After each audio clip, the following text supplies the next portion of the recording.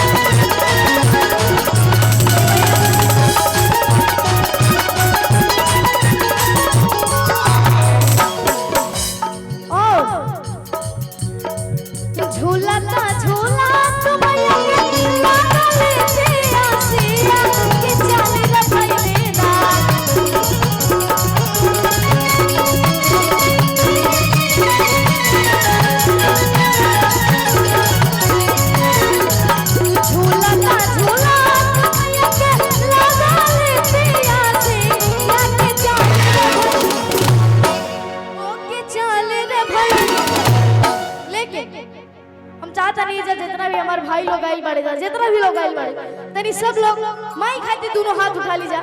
सब लोग माई खाती दोनों हाथ उठा ली जा आ ताली बजाते कि मैया मोरे गावेली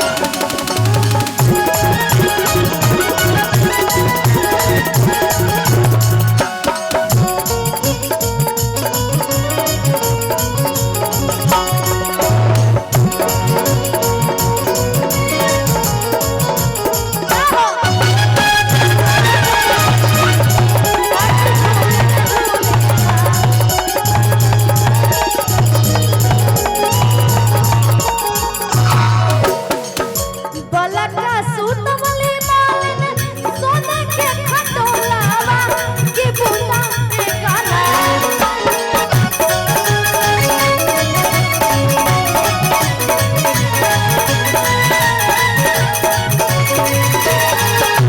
बलका सूत वाली मालिन सोने के खटोलावा के बूंदा ओ के बूंदा माई के वाहिया